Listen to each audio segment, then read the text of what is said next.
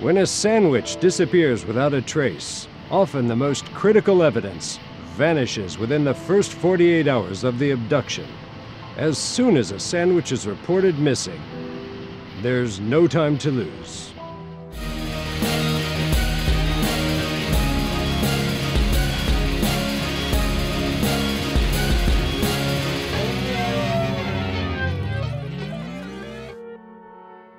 With this type of case, the sandwich makers themselves often hold the clues to the sandwich's last known whereabouts.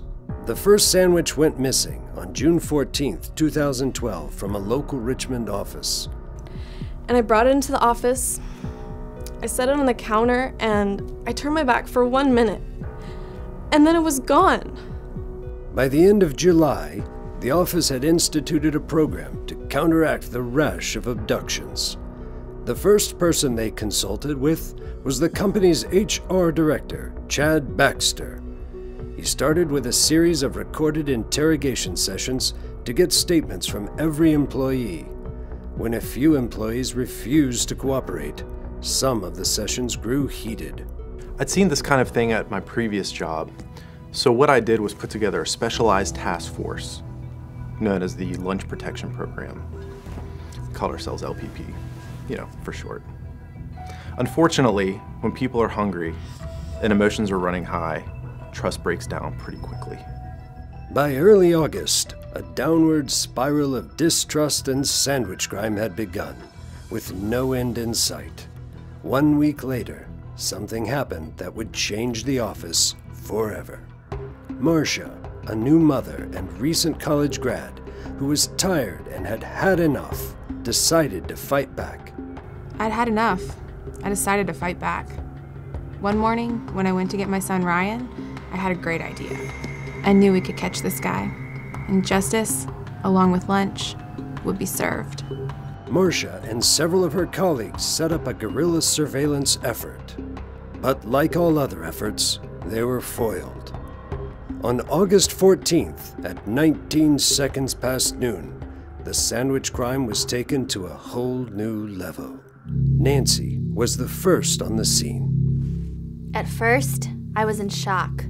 I had never seen anything like this in my entire life. You see this stuff on the TV, but you never think it could happen to you. We don't know if it suffered. She had it in her mind that her sandwich was going to be safe and no one could be that cruel. But we knew better. At this point, Chad had no choice but to file reports. The number of missing sandwiches was increasing, and previous efforts to apprehend the thief had failed. After piecing together several eyewitness reports, the employees got the break they had been hoping for. At this point in our investigation, we started to narrow down our suspects, and all signs pointed to Connor Westhampton. He was always the last one into the office, so he was the last one to use the fridge, and he never filed a complaint for a missing sandwich. His behavior was always a little suspicious. We knew what we had to do. Yes, I am Connor Westhampton, and I was falsely accused of stealing the sandwiches, and wrongfully terminated for allegedly doing so, which I still do not understand. Every morning I make my own sandwich here, with the finest ingredients, and each one I top with a monogrammed sandwich flag. So to me, the idea that I would steal someone else's sandwich is frankly ridiculous.